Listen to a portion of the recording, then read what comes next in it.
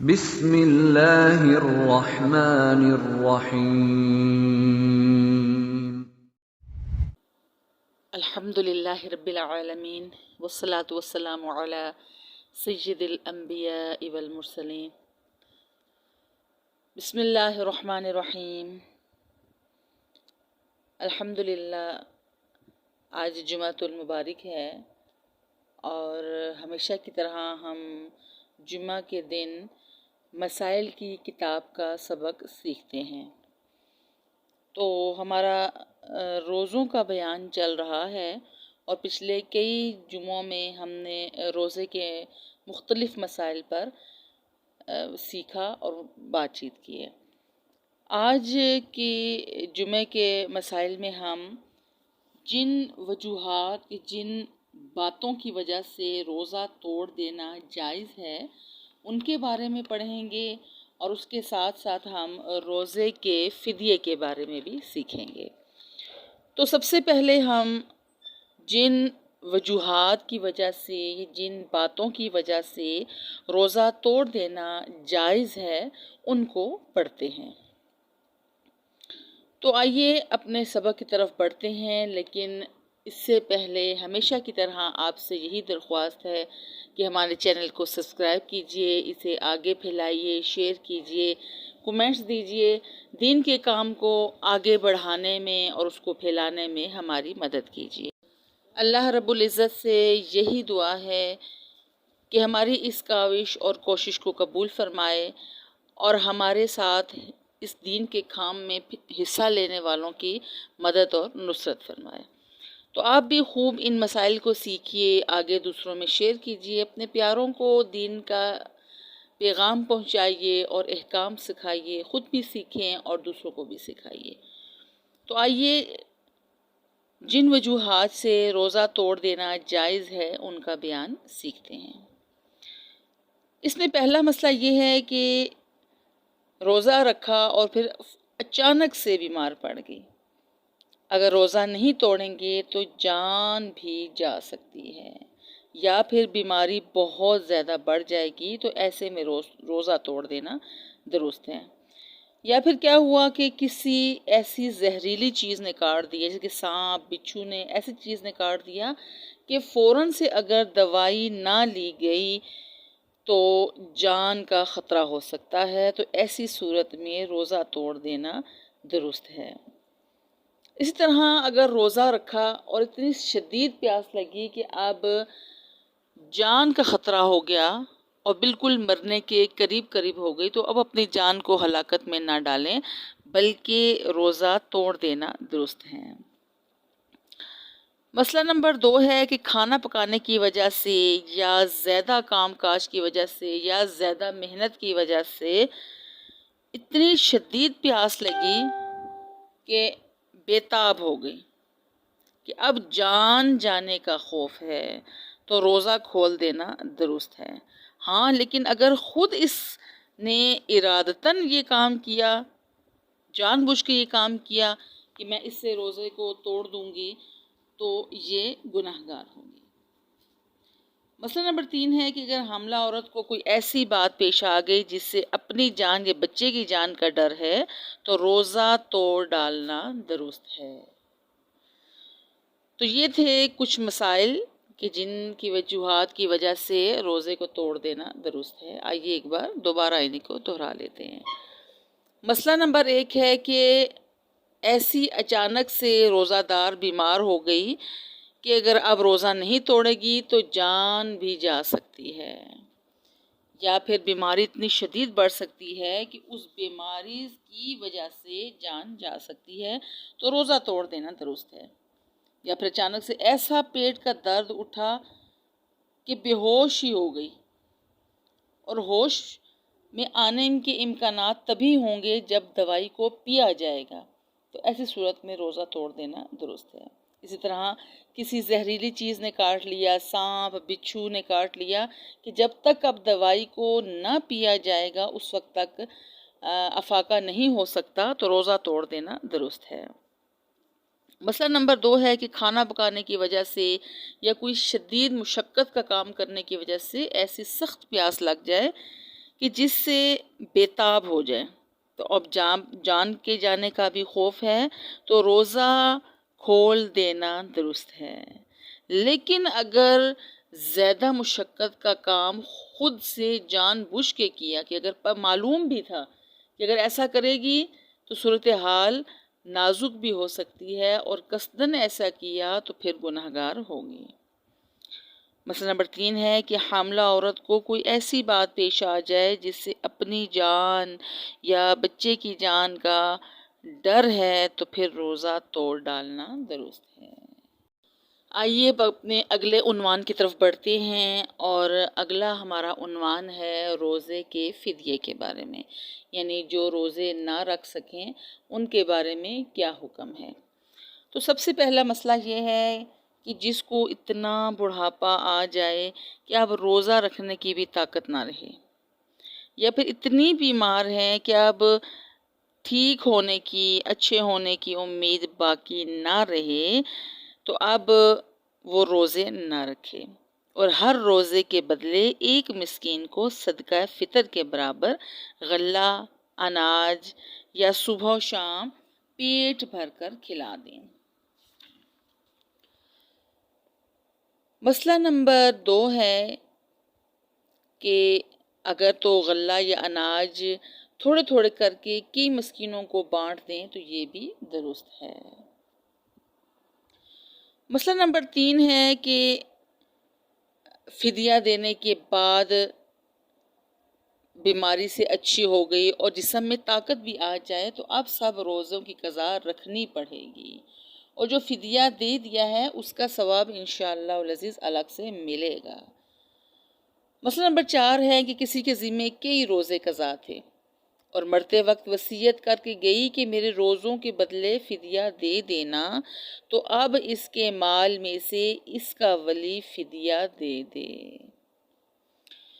مسئلہ نمبر 5 ہے کہ اگر اس نے وصیت نہیں کی مگر ولی نے اپنے مال میں سے فدیہ دے دیا تو اب بھی اللہ سے اچھی امید رکھے کہ اللہ اسے قبول کر لے گا اور روزوں کا مواخذہ نہ کرے گا۔ مسئلہ نمبر 6 ہے کہ اگر کسی کی نمازیں قضا ہو گئی ہوں اور وہ وصیت کر کے مر گئی کہ میری نمازوں کے بدلے میں فدیہ دے دینا، تو اس کا بھی یہی حکم ہے۔ مسئلہ نمبر 7 ہے کہ ہر وقت کی نماز کا، یعنی ایک نماز کا اتنا ہی فدیہ ہے جتنا ایک روزے کا فدیہ ہوتا ہے، لہٰذا اس سے حساب لگا لیں کہ دن رات میں 5 نمازیں اور ایک وتر کی یعنی کہ 6 نمازوں کا فدیہ ادا کرنا ہوگا۔ مسئلہ نمبر 8 ہے کہ کسی کے ذمے زکوٰۃ باقی ہے جو ابھی تک ادا نہیں کی، اور وصیت کر کے جانے سے اس کا بھی ادا کر دینا وارثوں پر واجب ہے، لیکن اگر وصیت نہیں کی تھی اور وارثوں نے اپنی خوشی سے دے دی تو اب زکوٰۃ ادا نہیں ہوگی۔ مسئلہ نمبر 9 ہے کہ اگر ولی مردے کی طرف سے قضا روزے رکھے یا قضا نمازیں پڑھے تو یہ درست نہیں ہے، اس کے ذمے سے یہ نمازیں نہیں اتریں گی۔ مسئلہ نمبر 10 ہے کہ بغیر ہی کسی وجہ کے رمضان کا روزہ چھوڑ دیں تو یہ درست نہیں ہے بلکہ بڑا گناہ ہے، اور وہ کہے کہ میں بعد میں قضا کر لوں گی، کیونکہ حدیث شریف میں آیا ہے کہ رمضان کے ایک روزے کے بدلے میں اگر سال بھر کے روزے بھی رکھ لیں تب بھی اتنا ثواب نہیں ملے گا جتنا رمضان کے ایک روزے کا ثواب ملتا ہے۔ مسئلہ نمبر 11 ہے کہ اگر کسی نے روزہ نہیں رکھا تو اور لوگوں کے سامنے اب کچھ نہ کھائے پیے اور یہ ظاہر نہ کرے کہ میرا روزہ نہیں ہے، کیونکہ گناہ کو ظاہر کرنا بھی گناہ ہے، بلکہ اگر وہ اپنے گناہ کو ظاہر کرے گی تو اس کو دگنا گناہ ہوگا۔ مسئلہ نمبر 12 ہے کہ جب لڑکا یا لڑکی روزہ رکھنے کے لائق ہو جائیں تو ان کو بھی روزہ رکھنے کا حکم دیں، اور جب 10 برس کے ہو جائیں تو انہیں روزہ لازمی رکھوانا چاہیے۔ مسئلہ نمبر 13 ہے کہ اگر نابالغ لڑکا یا لڑکی روزہ رکھ کے توڑ ڈالے تو اب اس کی قضا نہیں ہوگی، لیکن نماز کی نیت کر کے اگر وہ توڑ ڈالیں تو اس کو دہرانا ضروری ہوگا۔ یہ تھے ہمارے روزے کے فدیے کے مسائل، آئیے ان کو دوبارہ دہرا لیتے ہیں۔ روزے کے فدیہ کا بیان چل رہا ہے، جس میں ہمارا پہلا مسئلہ یہ ہے کہ اگر کوئی شخص اتنا بوڑھا ہو جائے اور اتنا بڑھاپا آ جائے کہ اب وہ اس میں روزہ رکھنے کی طاقت باقی نہ رہے، یا ایسی بیماری ہو گئی کہ اب اس کے اچھا ہونے کی امید نہیں رہی اور اس میں اتنی طاقت بھی باقی نہیں رہی، تو اب وہ روزے نہ رکھے، بلکہ ہر روزے کے بدلے ایک مسکین کو صدقہ فطر کے برابر غلہ دے دیں، یا صبح شام پیٹ بھر کے اس کو کھلا دیں۔ اس کو فدیہ دینا کہتے ہیں۔ اگر فدیہ نہیں دیں تو فدیے کے یا غلے کی قیمت بھی دے دیں، تب بھی یہ بات درست ہوگی۔ مسئلہ نمبر 2 ہے کہ اگر گیہوں کو تھوڑے تھوڑے کئی مسکینوں میں بانٹ دیں تو بھی صحیح ہے۔ مسئلہ نمبر 3 ہے کہ فدیہ دینے کے بعد پھر کبھی زندگی میں اچھی ہو جائے اور طاقت بھی آ جائے تو اب سب روزوں کی قضا رکھنی پڑے گی، اور جو فدیہ دے دیا اس کا ثواب انشاءاللہ ضرور ملے گا۔ مسئلہ نمبر 4 ہے کہ کسی کے ذمہ کئی روزے قضا تھے اور مرتے وقت وصیت کر گئی کہ میرے روزوں کے بدلے فدیہ دے دینا، تو اب اس کا ولی فدیہ دے دے۔ مسئلہ نمبر 5 ہے کہ اگر اس نے وصیت تو نہیں کی مگر ولی نے اپنے مال میں سے فدیہ دے دیا، تو اب اللہ سے اچھی امید رکھیں کہ اللہ اس کو قبول فرمائے گا۔ مسئلہ نمبر 6 ہے کہ اگر کسی کی نمازیں قضا ہو گئیں اور وصیت کر کے مر گئی کہ میرے مال میں سے میری نمازوں کا فدیہ دے دینا، تو اب اس کا بھی یہی حکم ہے۔ مسئلہ نمبر 7 ہے کہ نماز کا اتنا ہی فدیہ ہے جتنا روزے کا فدیہ ہے، یعنی ایک نماز کا فدیہ الگ ہے اور دوسری نماز کا الگ، یعنی کہ دن میں 5 نمازیں ہیں اور چھٹا وطر ہے، تو کل ایک دن کی 6 نمازوں کا حساب لگا کر فدیہ دینا ہوگا۔ مسئلہ نمبر 8 ہے کہ اگر کسی کے ذمہ زکوٰۃ باقی ہے جو کہ ابھی تک ادا نہیں کی اور مرنے والے نے یہ نصیحت کی ہے، تو اب اس وصیت کو پورا کرنا وارثوں پر واجب ہے۔ لیکن اگر وصیت نہیں کی ہے اور وارثوں نے اپنی خوشی سے زکوٰۃ ادا کی ہے تو لیکن زکوٰۃ ادا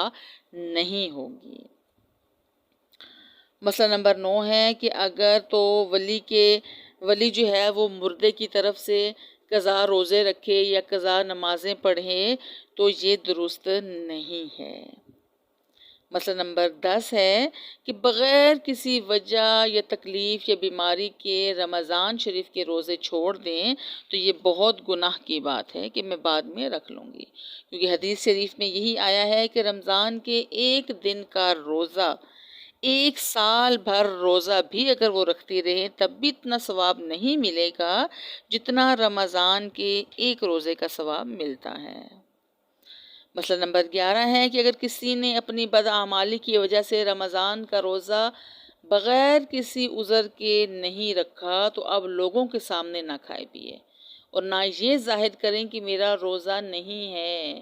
کیونکہ گناہ کو ظاہر کرنا بھی گناہ ہے، بلکہ اگر ایسا کرے گی تو دگنا گناہ ہوگا۔ مسئلہ نمبر 12 ہے کہ اگر نابالغ لڑکا یا لڑکی روزہ رکھ کر توڑ ڈالیں تو اب اس کی قضا نہ رکھیں، ہاں لیکن اگر نماز کو نیت کر کے اور پھر توڑ دی تو اب اس کو دہرائے گی۔ مسئلہ نمبر 13 ہے کہ بچہ یا بچی جو کہ روزہ رکھنے کے لائق ہو جائیں اور ان میں اتنی طاقت آ جائے کہ وہ روزہ رکھ سکیں تو اب انہیں روزہ رکھوانا چاہیے۔ تو یہ تھے ہمارے مسائل کی کتاب میں سے روزے کے احکام اور ان کے مسائل اور اس کا فدیہ۔ اللہ رب العزت سے یہی دعا ہے کہ وہ ہمیں احکام شرعیت پر چلنے کی توفیق عطا فرمائے، دین کے راستے ہمارے لیے آسان فرمائے، اپنے حکموں پر چلنا ہمارے لیے آسان فرمائے، دین کو سمجھنے کی، اسے آگے پھیلانے کی توفیق عطا فرمائے، اور یا رب العالمین جو ہمارے ساتھ اس میں شامل ہیں اللہ ان کی اس کوشش اور کاوش کو قبول فرمائے، آمین یا رب العالمین۔ وآخر دعوانا ان الحمد للہ رب العالمین، والسلام علیکم ورحمۃ اللہ وبرکاتہ۔